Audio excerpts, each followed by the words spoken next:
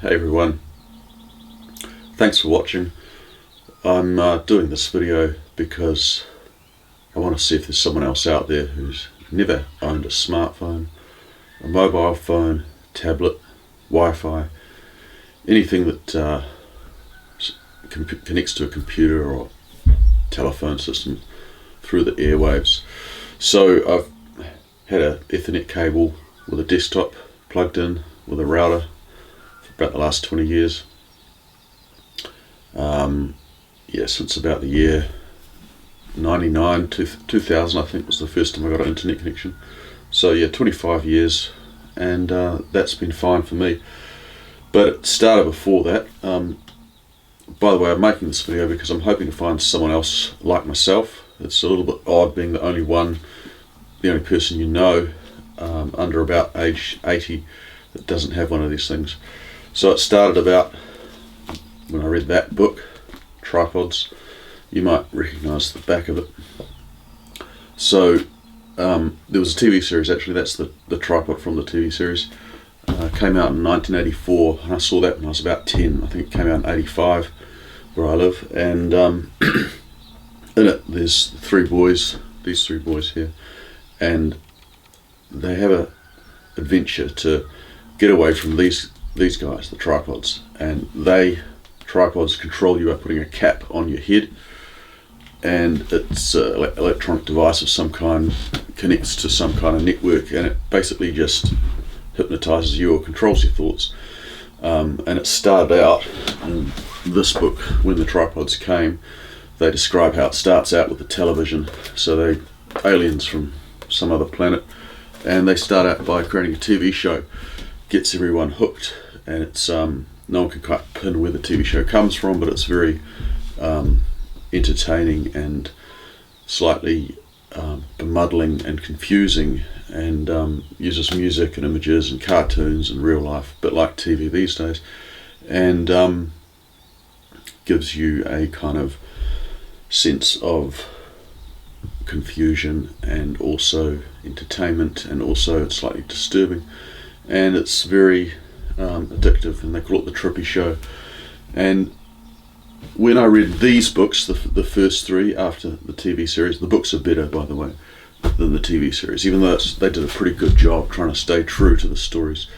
I understood even at about 10 that the guy, John Christopher, wasn't really talking about necessarily mind control from a set of aliens from outer space, but really about mind control in general. So it fitted with what was going on for me at that time, age 10, in the school. I felt like the school were like the tripods, the establishment. I understood the difference between the scout den and the school. So I never had a foreboding sense, an uncomfortable sense, a horrible heavy pressure when I was going to go out to scouts on I don't know if it was a Wednesday night, I think, or Cubs, or out on a Sunday out with the Sea Scouts boating. That was, you woke up excited, eager, anticipating the event. School was the opposite. A foreboding, dark, heavy weight would sit upon me, and when the bus would come round, I used to live in a place by the sea. When the bus would come round the point of the bay, and you'd see it, you'd see it before you'd hear that brrr. It was a horrible feeling, and I used to fantasize the bus wouldn't come. Sometimes the bus wouldn't come, something delayed the bus, and it would be a great exciting feeling. Maybe it might not come at all. Nevertheless, brrr, eventually that heavy feeling.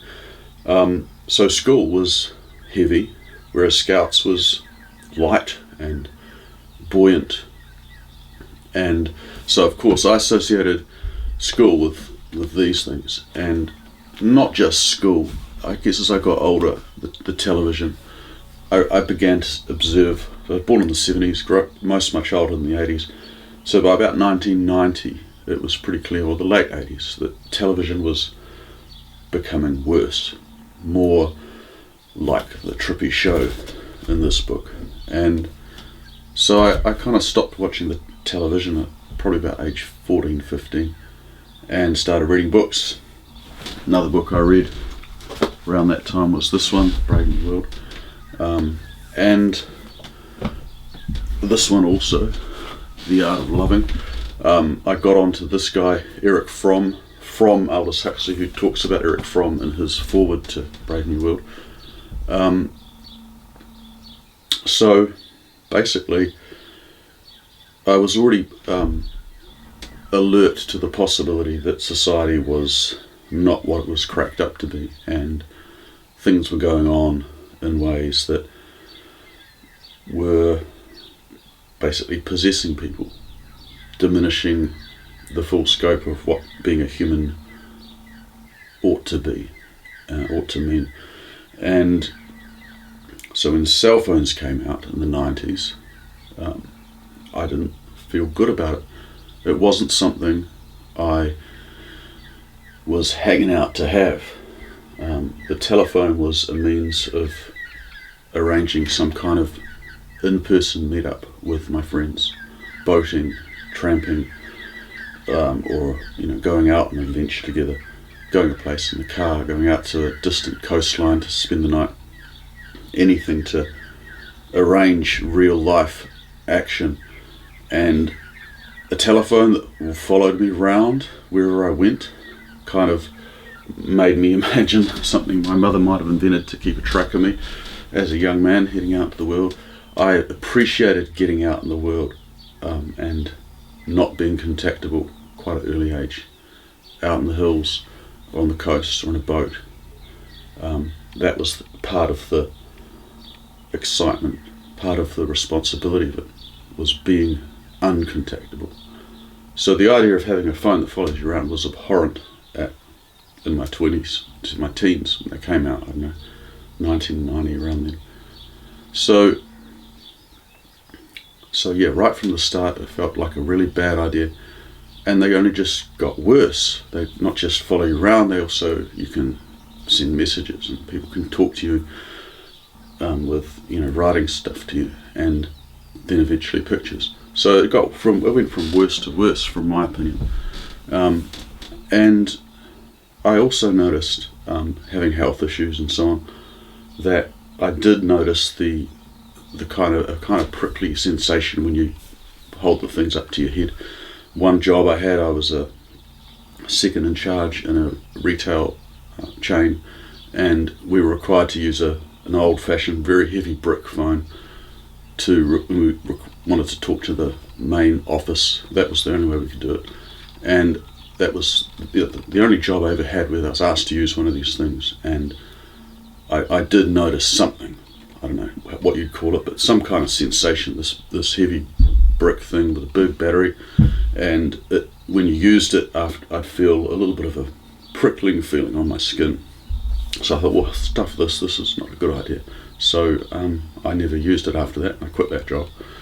And yeah, I travelled the world after that, lived a lot of my life in Europe, and never used one, and just did the kind of jobs where no one asked me to use one, mostly labourer jobs, hotel kitchen jobs, road working jobs, and it's been that way ever since. So the more smartphones, the more mobile phones developed, the worse they seemed to me. So I'm really making this video because I'd like to meet someone who has never had one and never will have one, and someone who recoils from these things as much as you would picking up a piece of dog turd on the road. That, to me, it's worse than that. I'd rather pick up the dog turd, and that's just how it's going to be for my life. And as I said, my life, my childhood was an adventurous childhood. I had a lot of good friends. We did a lot of real things, a lot of outdoor activities, and they've gone. This thing came along, 2012. They've gone into that world. I don't actually have any friend from early childhood left who's like me, and our worlds have gone like chalk and cheese. They just aren't the same people. I don't feel I'm really much different, the same kind of person I was at 15, and at my core, I mean, I've read different books, I've had different ideas, I've gone down different paths in life. I've done songwriting, started a political party a few years ago. I've extended myself beyond what I was at 12, but at my core, I'm the same person. And I think that's pretty much how a human ought to be. We're not meant to divert so categorically from who we were when we were young.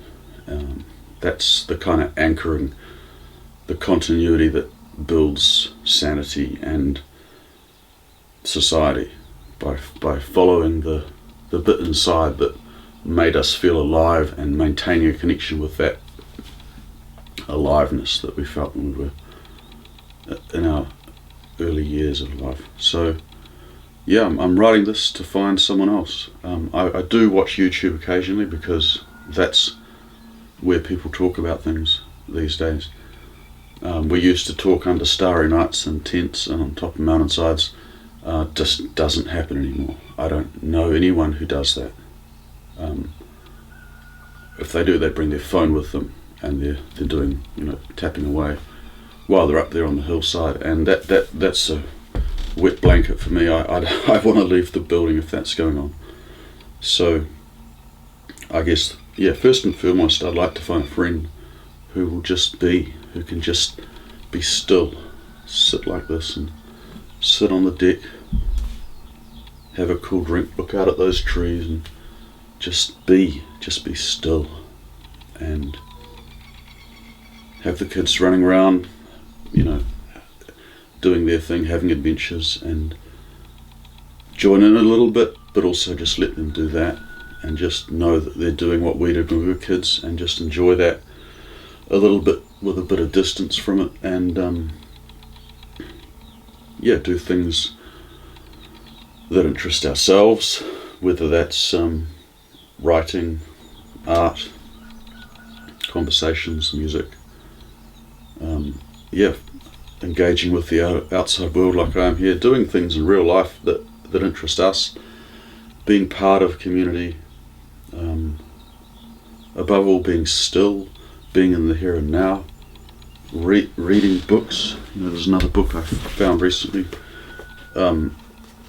that film, The Night of the Iguana, that really touched me quite deeply as a young man. I found it, I watched it on the TV or something when I was in my teens, and it just touched me, and I found the book recently in an op shop. It's got 3 of Tennessee Williams' plays, and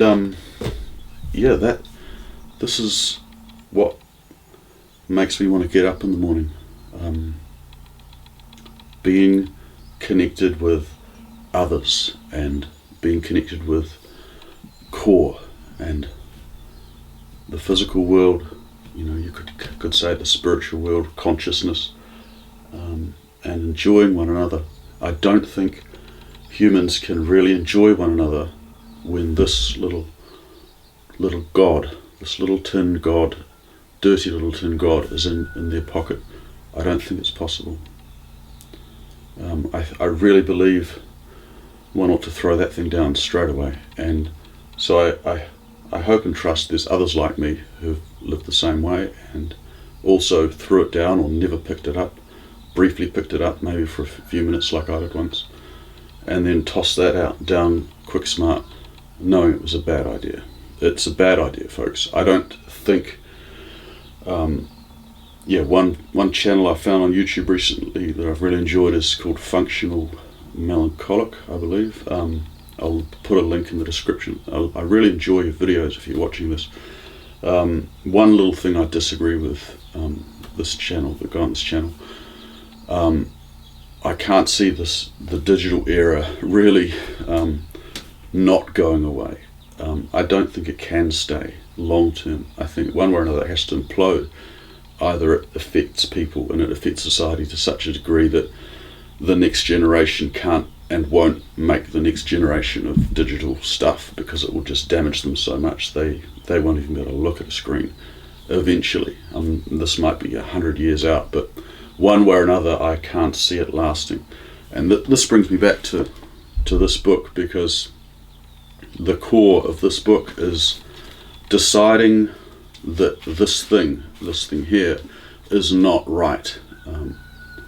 The cap to control you is just not right, and so doing whatever by hook or crook to not let that cap get on your head, and find this small group of free men living in the mountains in Switzerland and find your way there however you can, over sea and over land, to join up with them and just find some solace in being part of a group of people who are not accepting that thing, and patiently waiting, planning, working for a time, sometime, when they can rid the world of tripods. And to me, that's the only sane response to these little evil little things: to work together, build a group of people together who are not using them, who will not use them, and live as humans ought to live, with the traditions we had and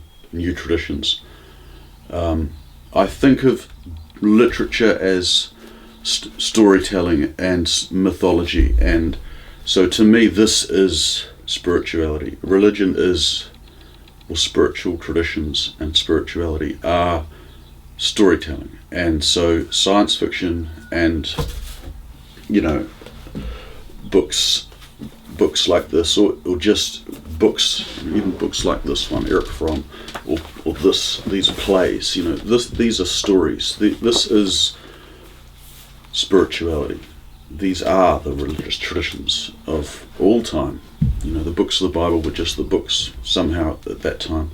And so, yeah, maintaining a spiritual tradition of storytelling, and yeah, building on the traditions we have for the last thousands of years, which is quite a lot, and working together with others with a conscious mind of holding those traditions for some future time when we can rid the world of tripods. That to me seems a good kind of mythology to live by. So I'd like to find others. I don't think I'm the only one. I'm sure you're out there somewhere. And yeah, even if we just have the odd phone call, it'll be better than nothing. But yeah, ideal if someone's living where I am, that'd be great. Southern Hemisphere, Lower North Island, New Zealand, anyone around me doing this, I mean, I'm sure you'll be just as rapt to find me as I would to find you. So that's my primary purpose. If this otherwise second best option, this video helps facilitate some kind of conversation, and maybe others like me scattered all over the place will have some kind of connect up from this video. So thanks for listening. That's me. Have a good day. Cheers, folks.